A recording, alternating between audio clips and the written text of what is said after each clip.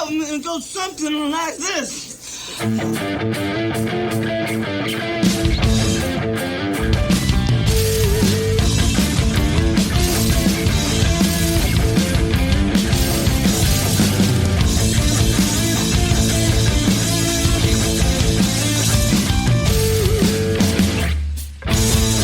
We can talk about stuff. Well, I was just waiting for you to. So, welcome to the podcast, everyone. How are you? Very well, thank you. Have you been? Good. What have you been up to that you want to tell us about? I've been spending a lot of time watching 80s and 90s UK Christmas adverts, telly adverts. Why is that? Because they're funny, they're good, nice and nostalgic. One thing I've noticed is that a lot of them are sort of a mixture between Mum Does Everything and Mum's So Stupid. Like I think we watched it, there's a Paxo one and the advert's really funny because it shows I think it's the sitting room and all the family are sitting around on the sofas and it's like a time lapse. So they're staying still, but she's rushing around. She's putting the tree up. She's putting decorations up on the ceiling, doing loads of stuff, rushing in and out, doing loads of shopping. And then they sit down for Christmas dinner and this silly woman has forgotten the Paxo and they are visibly annoyed with her. They're like, oh, I can't believe you forgot that. But acknowledging in the advert that she does everything, but giving her a hard time that she forgot this one thing. So then they say something about leaving her a hint so she doesn't forget it next time. She better not. But it's and then it's this huge box of Paxo in the garden, the size of the house. So they could get their shit together enough to presumably make or commission in the 80s or 90s, a giant Paxo box the size of a house, but they couldn't get off their arses to buy Paxo from the shop for Christmas. It's a very funny advert. And then there's another one where it's for I can't speak, Oil of Ulay, when it was Oil of Ulay. And I'd so to notice your Jive Bunny picture. It's for oil. Can't speak. Oil of Ulay. That's really hard to say. Ulay. Yeah. And it says something all the adverts speak like this, they're very, very well-to-do gentlemen. But he's saying something about it makes lines appear fainter on your face or something. And then he goes, what every woman wants for Christmas. And I thought, you rude bastard. Fuck off. That's not what every woman wants. What don't you want for Christmas? And just fewer lines on my face to please this dickhead. What year was this? I was watching lots, so it's between 80s and 90s. Right. And then there's one where it's really, I can't remember what, I think it's for sexy lingerie or something, but it's... No, tell me more. They're saying, what does she want for Christmas? And it's I think it's stuff that she might want, but then, or this, and it's I think she's pulling on tights or something, I don't know. Oh, and there's very lots sexy. Yeah, there's lots of, there's obviously butter adverts, but that's Lurpak, so, no, yeah, the Buttermen Lurpak, there's Country Life. Country Life butter, of course yeah. They are Country Life If you're butter. British or English and you grew up in the 80s, you will know the Country Life Buttermen because they were animated characters made of butter. Talking about how much telling they you to buy want to eat butter. Yeah. So, weird concept. But one of their lines is, if you haven't got it in the butter, have a word with your wife. And then there's a woman in one of them. She's not made of butter. No, she's a human flesh woman with big boobs, obviously. Well, of course. But there is lots of adverts we noticed for just cream. Not a brand of cream. Nothing don't buy your cream at Sainsbury's. Not an ad, but yeah, nothing like that. It's just cream. Buy cream. You just buy cream. Just trust us. Buy cream. Buy cream. Why are you being weird? Just buy cream. Stop. Why are you making it weird? But they had ads like that for eggs and pork. lamb. We saw the pork. Yeah. Pork. Martha wants some. That one. Martha's got plenty. Yeah, that's it. That's it. We believe that went viral recently, but so you should YouTube start with 90s. It depends on your age, actually. 80s, 90s, Christmas advert, and Woolworths is good because it crops up a lot, and you'll have the song stuck in your head, which is "Have a cracking Christmas at Woolworths." And they pull out all the stops, don't they? They get all the celebrities. Oh yeah, Tim Brooke Taylor, Eric Bristow, all the greats. Mm-hmm. So yeah, that's what I've been doing. I don't think there's any other funny ones I saw. I mean, they're all just sort of a bit like just aimed at buy her this, or if she's forgotten to do this again.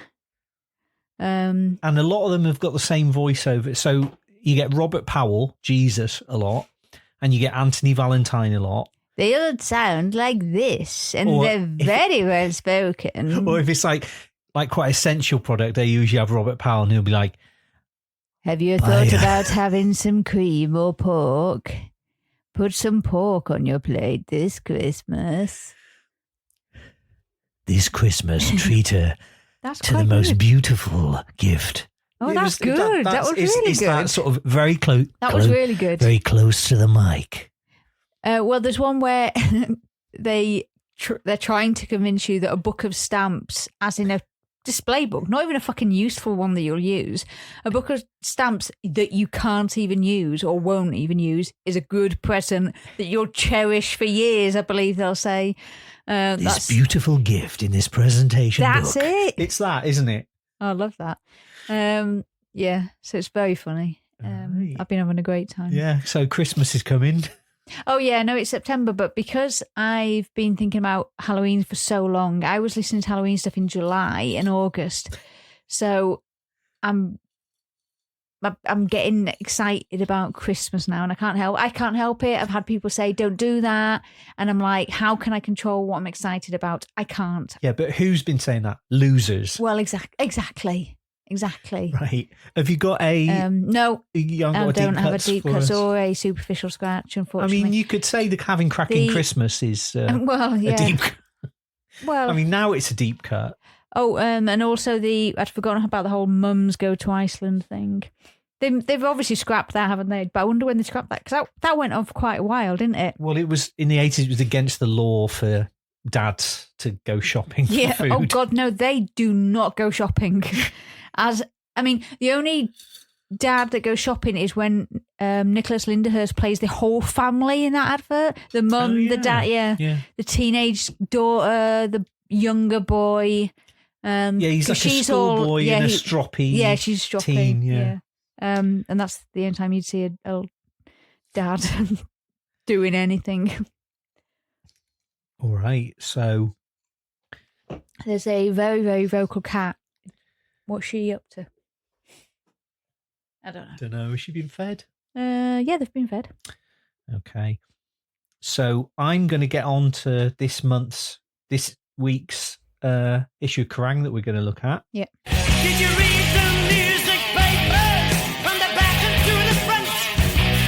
Did you find out where to see your favorite band? It is Kerrang number 258, September the 30th, 1989. It's 95 pence. And it's a giant 72-page issue featuring Randy California, Jethro Tull, Andy McCoy, Bullet Boys, Whiplash, Bonfire, LA Guns, FM. And the cover star, who knows the secret of Pandora's box? Jim Steinman opens up and says, "Ooh." And when I first saw this, I thought that was Rob Halford, because I saw it very, very small. Yeah. And I follow a... There's lots of leather in that picture. I mean, leather and studs galore on there. I follow an account on Instagram that just does Kerrang, a bit like ours, but they, I think probably better. Yeah, I mean, they've got more. I bet they've got, and they do it in a more professional way, and they just post all the pages. So they're called Kerrang Classic magazine or something like that. And I saw this one, and I'd looked through, and I thought this looked a really interesting issue. I should get to our news, shouldn't I? Our news. What's our news? Well, our news is, do you remember, I mean, you know, I've already told you this, but you're going to have to act surprised. I remember many years, well, it turns out it was many years ago, but you bought a copy of Metal Hammer that had Steel, because Steel Panther were on the cover. Right? Oh, yeah. And it was like Steel Panther lead, our tribute to 1984. Right. And it turns out it was from 2014, so it's 11 years ago. Right. But I remembered you buying that, and I thought, oh, I'll dig that out, because it'd be interesting to look at a magazine from, this century, for a change. But obviously, we won't know any of the bands, but they'll be talking about 1984, so we will. Decade, surely. No, this century. It's not this decade. I was trying to work out whether what you said was right. It's 11 years ago. So I went looking for it. I looked in our cupboard, and I found about fucking 200 more copies of Kerrang and Metal Hammer from back in the day, which I didn't know we had. So holy shit, we're drowning in Kerrangs at the moment. Excellent. Which is another reason I want to start a Patreon, so we can start giving these Kerrangs away. Oh, that'd be good, yeah, because they're definitely cluttering up the house. Once we've covered Kerrang and Metal Hammer and Raw and all these magazines we've got, we don't really need them in house. We don't. We've got quite a small house. We're sort of sliding over Kerrangs as it is. Yeah. I'm going to launch a Patreon, and at the highest level, we're going to send out Kerrangs with your membership, and we'll do some bonus episodes. We'll do some cool shit, and you can help us keep the lights on. And you won't have to hear us moaning about not being able to afford to go and see Def Leppard and Ghost. I was going to say Def Leppard, were you going to bring that up? Because they went on sale yesterday, and we were trying to get nosebleeds, weren't we? Because we could have got floor standing, but neither one of us could bear the thought of floor standing. Our friend has got floor standing, and I don't know how. I think he maybe has forgotten what this might be like. Although he's probably just more capable than we are. But I can't stand for that long. And I won't see anything because I'm like 5'2". So, I'll see the back of someone's head. I'll spend, what was it, like a couple of £100 to see the back of someone's head, and then my knees hurt. So we decided. We won't even see the screens. We'll just see the top of the screens and the top of people's heads. So unfortunately, we decided against it, didn't we? Yeah, but maybe when they're next touring, in like 2029, we might be able to afford to actually, because I was clicking on tickets and they were just disappearing as soon as you were clicking on them. So you were looking in the nosebleeds though, weren't you? Yeah. Well, but they had ones closer, but they were like, how much each? Like 100? They were over 200. Yeah. The best seats, it was called. Yeah, I mean, that was Manchester. If you tried Sheffield, they didn't have any seated. I mean, this is all boring. I'll cut all this out. But why? People might be interested. All right. Well, my running gag is say I'll cut all this out and not cut it out. Sheffield just didn't have any seating at all, because all the pre-orders and we're with OVO, right? And apparently you get special access to the OVO Arena in Manchester, and it just gave us. I clicked through and it just went to the link to Ticketmaster. It was just no benefit at all. So who got priority? O2? Well, wherever they're playing, they have their own priority ones. But don't O2 do it as well? O2, yeah, but it has to be an O2 venue. Does it? Yeah. So OVO have got an arena in Glasgow, Manchester, and I think something in London. But if you go with OVO, they just send you an email about it. It doesn't give you any benefits at all, as far as I can see. But then you've got the band's fan club pre-orders, and you've got some other pre-order, and probably some mobile network, O2, have got pre-orders as well. But yeah, we were with the plebs, just trying to go for general sale, and we were not successful, but. No, it's fine. We're not bitter. So Kerrang. Let's talk about Kerrang. Yeah, so I thought this looked like an interesting issue. There was some interesting stuff in here. So the first thing I wanted to talk about in the news section, Guns N' Roses, More Lies. Guns N' Roses have apparently completed pre-production for the long overdue second studio album and are due to begin recording it very soon. Now, their second studio album is the two Use Your Illusions, and I don't think they were out until like 91 or 92. So this is super premature. This is ages before that actually happened. The Gunners plan to start recording, then take a break to join the Rolling Stones Living Colour bill for 4 dates. I can't believe we're supporting the Stones, said Duff. It's amazing. I think I'll only believe it's for real when we're actually out there doing it.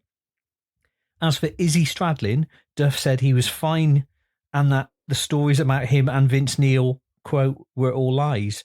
So I couldn't remember any story about like Vince Neil and Izzy Stradlin having a Barney. I know Vince Neil and Axl had a Barney, didn't they? Yeah, I don't remember anything specific. I don't remember. Because I remember you, when I first met you, you had pictures up on your wall of all your faves, and there was a picture of Vince Neil, and he had a t-shirt on that said Axl with like a crossed out sign, like a no entry sign. Yeah, I think I remember that. So yeah, I've not done any research on what that actually was, but I really should. So next page, The Who have added a second charity performance of their rock opera Tommy to the UK touring schedule at the Royal Albert Hall. Tickets are priced from £15 to £100, which was astronomical in 1989. At both performances, The Who will be joined by Phil Collins as Uncle Ernie, Billy Idol as Cousin Kevin, Patti LaBelle as the Acid Queen, and the Hawker played by Steve Winwood. So that was on telly at the time, and I remember watching it, and that was the first time I ever heard Tommy. I thought it was pretty amazing. And then when I heard the album, I thought it was a bit crap because, it's just from the 60s and it just didn't have that sort of big full sound. But Phil Collins was playing Uncle Ernie, the sort of paedophile who tries to, have his way with a deaf, dumb and blind boy. That's that's part of the story of the album, but Phil Collins was absolutely up for it, apparently. Wow. So look for that. But this is more exciting for you. All metal horror show soundtrack Shocker. My eyes went to that then. Shocker. Have you ever seen the film Shocker? No. Right, okay. The new horror movie from Nightmare on Elm Street creator Wes Craven will feature an all-star metal soundtrack. It will include tracks by Iggy Pop, Megadeth, Bonfire, Soraya, Voodoo X, Dangerous Toys, Dead On, plus The Dudes of Wrath, a new band that features Alice Cooper, Paul Stanley, Tommy Lee, Vivian Campbell, Rudy Sarzo, and guitarist Guy Mandude. Megadeth plan to release a single from the soundtrack, a cover of Alice Cooper's No More Mr. Nice Guy, produced by Desmond Child. No UK release has been scheduled as yet. So I looked for this song. So first of all, listen to the song, but second of all, watch the video. Oh, Skinner. It's fucking Skinner. Skinner. Fuck off, Skinner. What's his name? Can't remember his name. Walter Skinner from X-Files. That's the only name you need to worry about. He plays the mystical murderer. Fuck off, Skinner. But check out this tune. If Skinner gets his comeuppance in this, I'll watch this film because I'm endlessly pissed off by that guy in X-Files. This is meow, meow, meow, meow, meow. I think they try and give him they electrocute him, but he gets powers. Electric powers. That backfired, didn't it?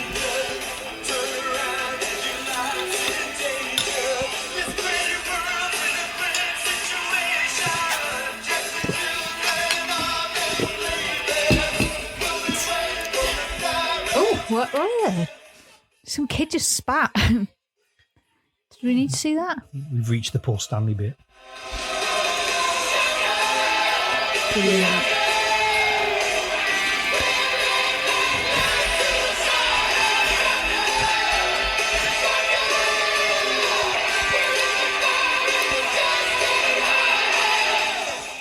How fucking good is that? That's like that is good. That's what you want from your 80s metal horror soundtrack, isn't it? Do you think Skinner gets his top off in Shocker? Well, you noticed because this. He does it all the time in X-Files. The guy may as well not have any T-shirts. Whatever the opportunity, he gets his top off. Honestly, Skinner, fuck off. I'm still angry at him for everything he's done. He's been working out, obviously, hasn't he?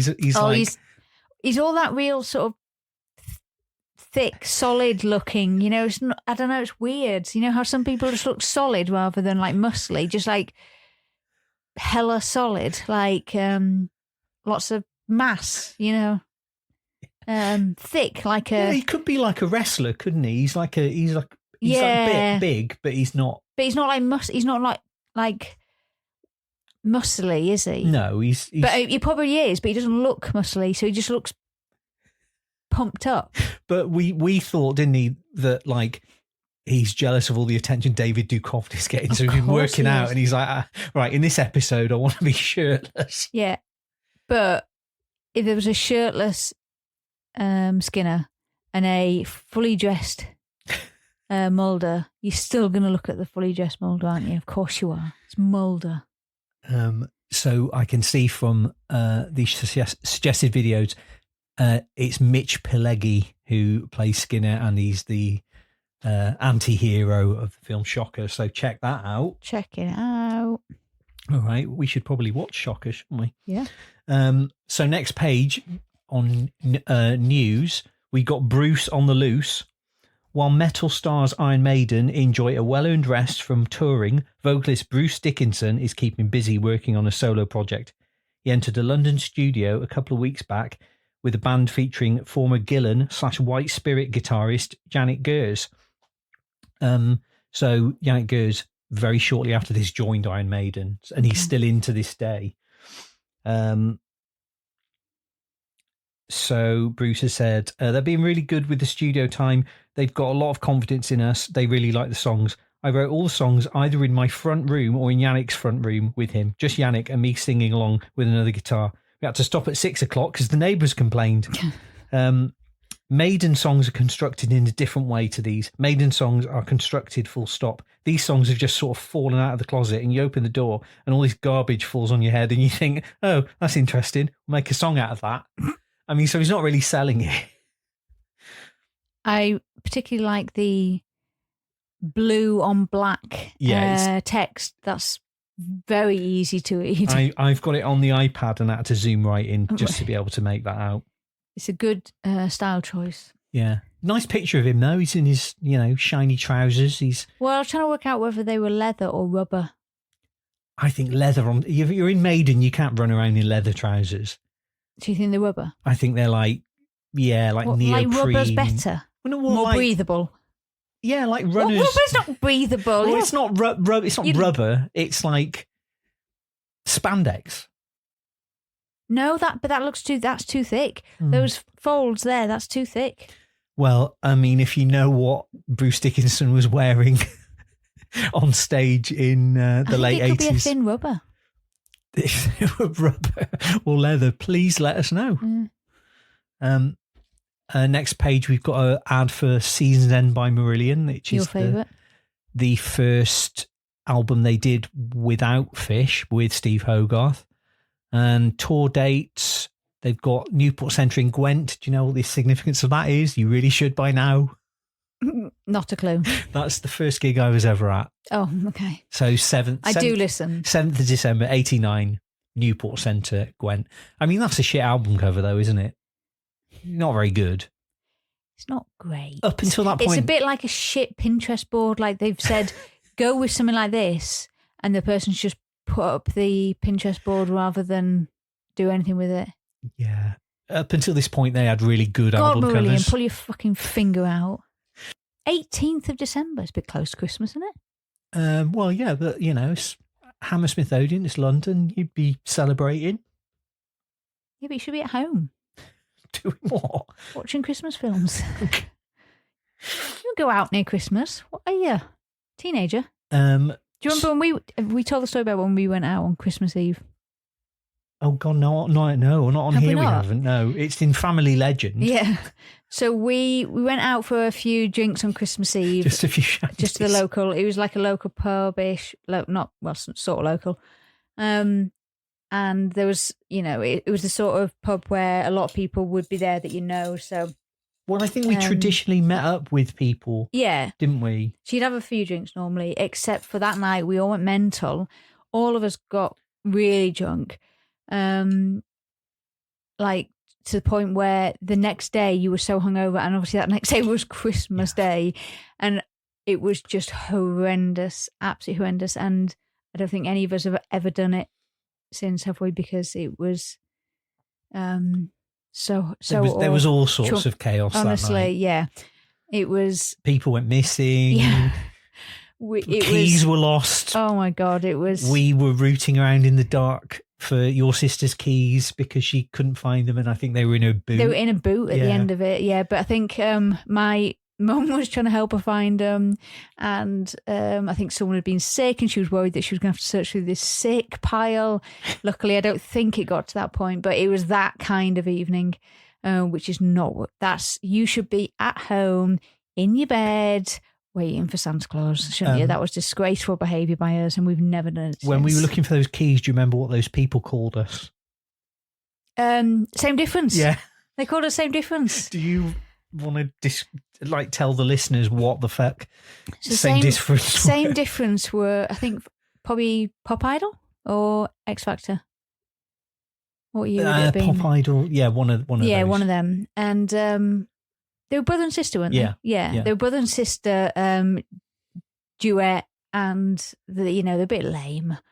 They were perfectly nice, nice people, but a bit, bit lame.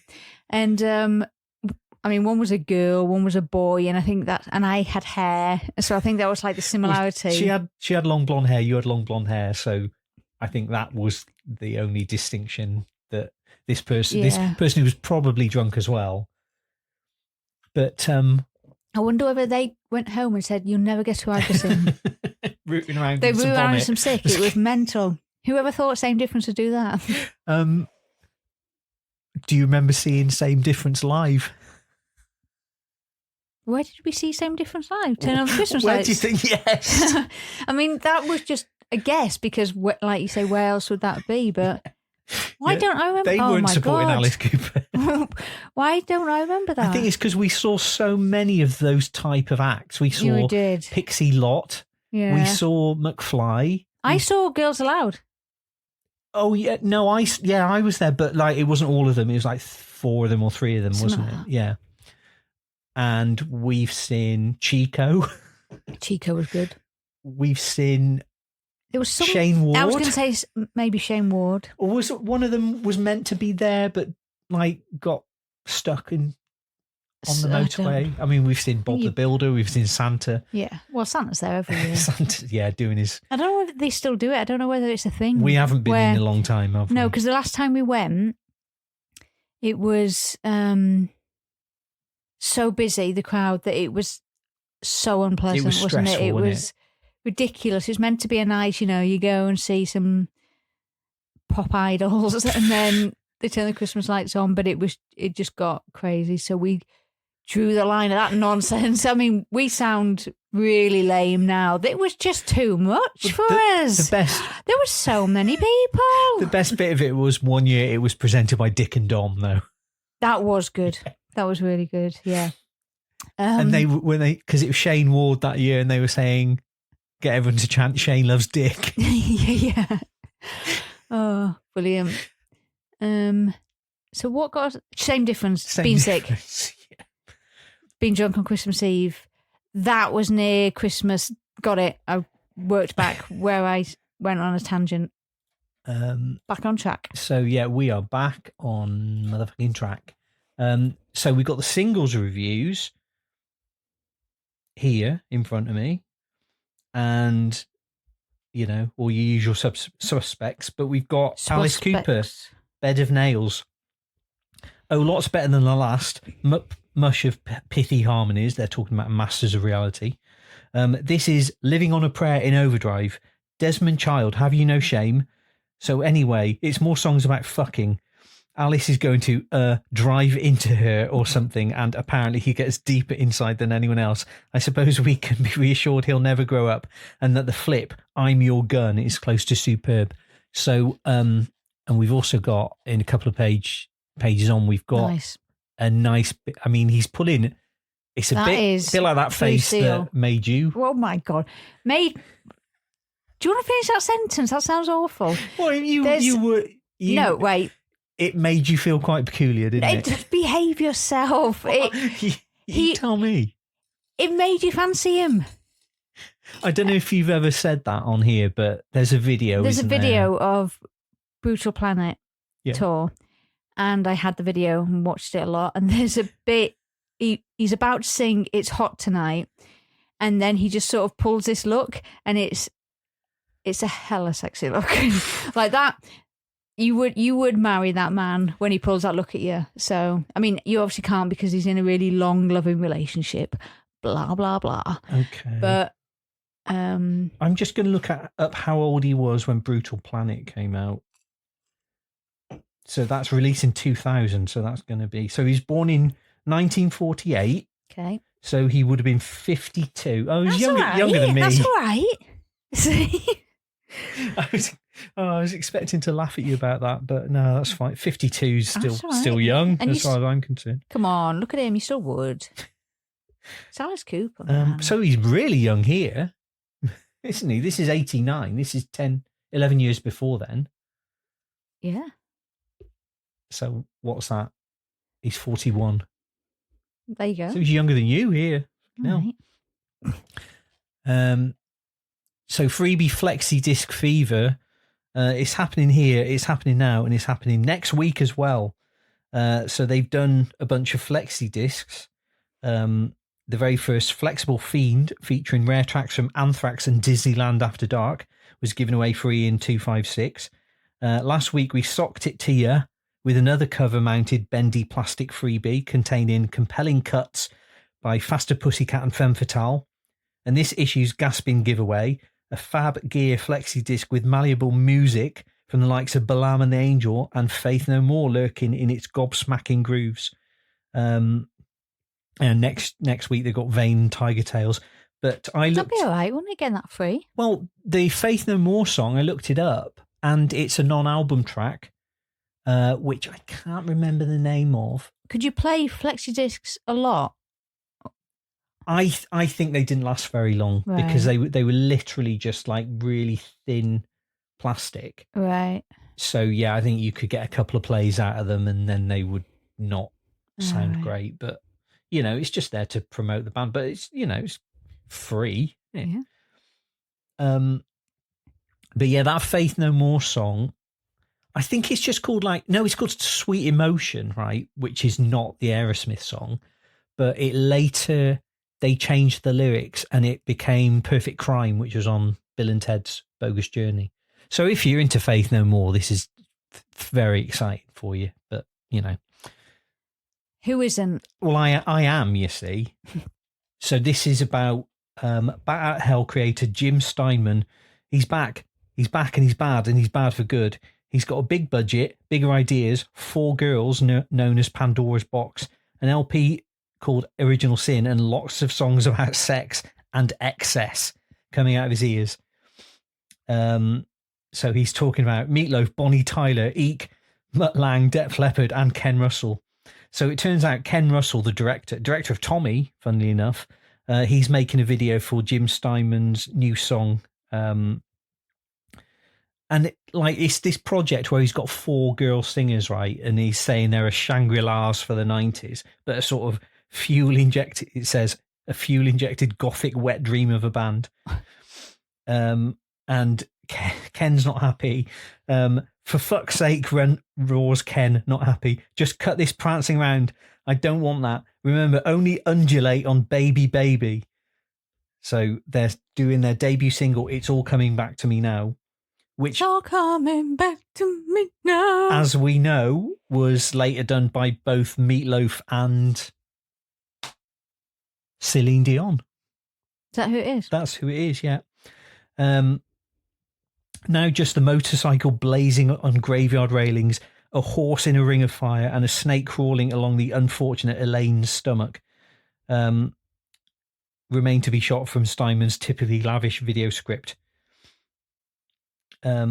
His original plans called for a motorcycle to be ridden madly up a church bell tower until it reached the top and burst through stained glass turret windows. Yeah, that wouldn't work. Unfortunately, yeah, they didn't.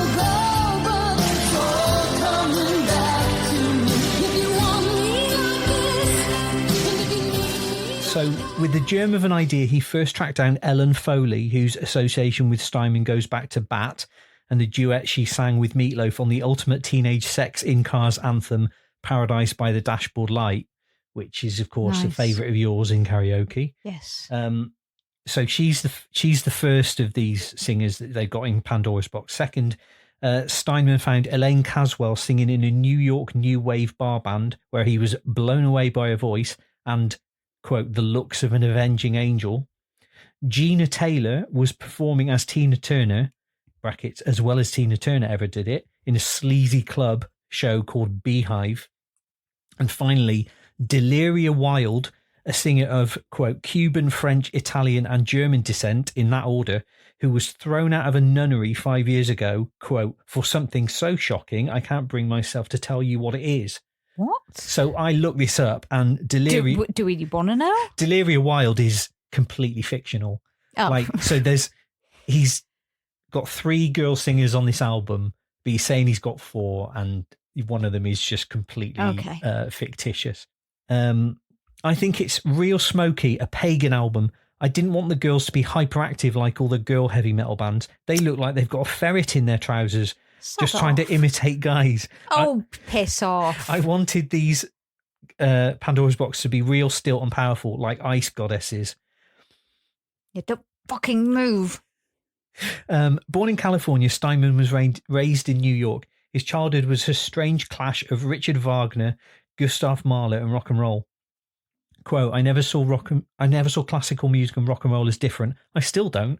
I grew up liking extremes in music, big gothic textures. I never have much regard for the more subtle stuff.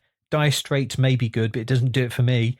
I was attracted to William Blake, Hieronymus Bosch. I couldn't see the point of writing songs about ordinary real life stuff. I mean, he's got some good quotes here. He talks about when he first met Meatloaf. He was doing a musical, The Dream Engine. It was censored a lot by the city. They kept saying it was too dirty. Meatloaf auditioned for a Walk on Heart. Quote, he came in and sang, "You got to give your heart to Jesus." And he clenched his hands and his eyes went back into his head. I thought he was great. Everyone else hated him, but I wrote a part for him. The pair renewed their partnership in a stage version of National Lampoon, where they replaced Dan Aykroyd and Bill Murray. So that's interesting. Like, I think I need more information on that. So, Dan Aykroyd in National Lampoons? Well, like a stage version of, because National Lampoon, it was like a sort of franchise, wasn't it? Where it was just various comedy things. Was it? Because, well, Caddyshack is National Lampoon's Caddyshack, and there's obviously National Lampoon's Christmas Vacation, and I think Stripes might have been. Animal House? Yeah. Was it a fly? I thought it was a spider, sorry. Right. Panic over. So he's talking about when they made Bat Out of Hell. All I can say is thank God we knew nothing about making albums. Because I think they just spent too much money on it and, went completely mad. So he's saying that US radio stations were reluctant to play them. Quote, they've even done surveys that have proved that after listening to one of my songs, people don't take any notice of the adverts immediately afterwards because they're too involved with the songs. The radio programmers are very blatant about stuff like that. They'd rather have Madonna. So, I mean, he's quite happy to slag off literally everyone else in the music industry. So there was a point where he very nearly produced an album with Def Leppard. So Mutt Lange was working with them. And Mutt. Yeah. But he said Mutt did almost everything. He created them and they were lost without him. quote, I knew I was in trouble when we were in Amsterdam recording and Joe Elliott comes into the studio going, hey, Jim, I saw a really fucking brilliant film last night. I asked him what it was and he said, Police Academy 3. And I said, oh, God, great, was it, Joe? And he said, oh, yeah, much better than Police Academy 2. So the fact that he thought he was in trouble because someone likes the Police Academy I can never remember which Police Academy 2 and 3 were. Right, so okay. Which is... Well, I know this, right, because Police Academy 2 is the first one with Bobcat Goldthwait where he's like in a gang, right? Citizens on Patrol? I think so, yeah. Yeah, and like the whole sort of end thing is they have to infiltrate the gang and Bobcat Goldthwait's there, he's going mad. But so 3 is where he's the policeman. Yeah, 3 is when they're recruiting again, and him and Sweet Chuck, who are that little guy, they both together. He's a fucking gang leader, but he decides to join the cops, right? Yeah. And it's got that bit where they're both ride into the first day, and he goes, "Nice bike. Where'd you put the batteries?" Which, as a child, I thought that was hilarious. I think the problem with Police Academy 1 is it doesn't have Bobcat Goldthwait in, right? Because he was my favourite part of it, because he's just... Well, yeah, but you do have Mahoney being all Mahoney in it. Which is the one which starts on the beach and it's playing that it's a dirty job, but somebody's got... It's a dirty job, but somebody's got to do it. That's dirty. It's so good. Mahoney on a quad bike.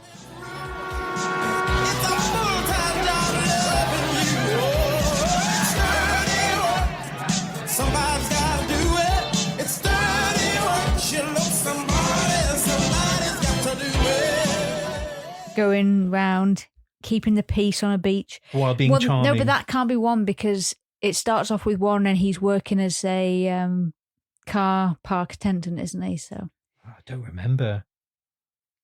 Yeah, because he starts riding that guy's car all around, being really reckless with it. Right. Oh, that song called Dirty Work. So I think that must be the beginning of 2. Right. Maybe, or 3. Yeah, because he's already no, but he's a like a beach guy. But he's sort of acting like a cop because he's keeping the peace, but in a charming way. We need to find the answer to this. This is really pressing question. Well, while you're doing that, tell me the name of that song from Police Academy you really like. Which one? That one? The one you play loads and then I'm Gonna Be Somebody by something in the Heart Attacks. Yeah, so that's from the first one, isn't it? Yeah, I really like that I'm Gonna Be Somebody. I will put that.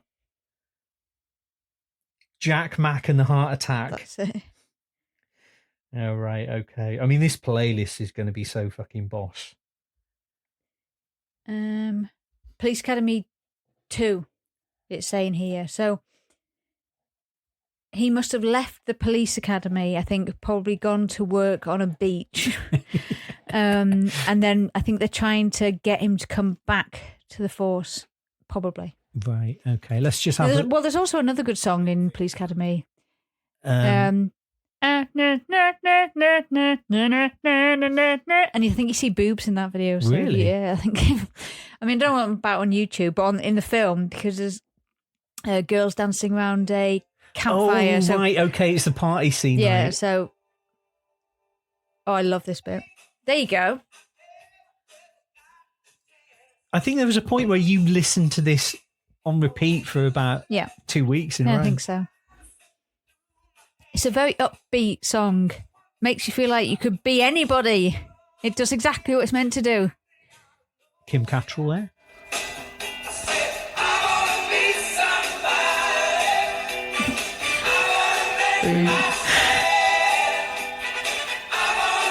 We watched it not long ago, didn't we? A couple of years back. I watched it on the plane to America. Oh, yeah. After we were taken off, because I was getting scared. I played Police Academy because I thought, I can't be scared watching Police Academy. And it helped. But yeah, what's that? But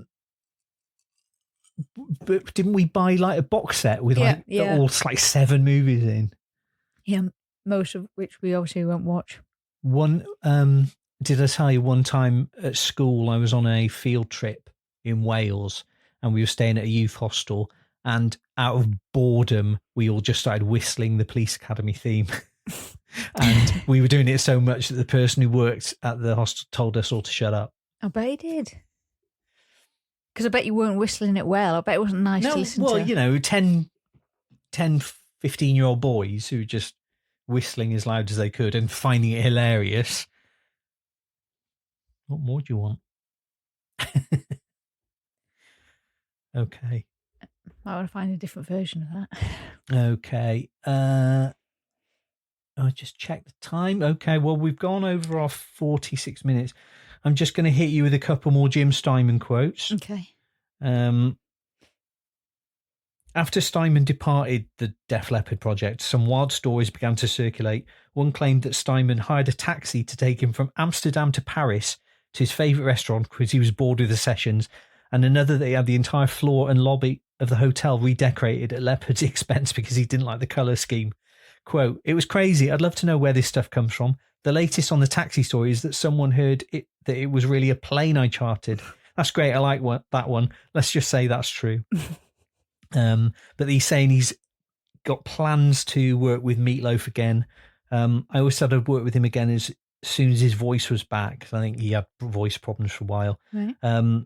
He's singing real well now. I'm going to write him the ultimate teenage car crash death song, which will probably be called Renegade Angel. It's going to be wild.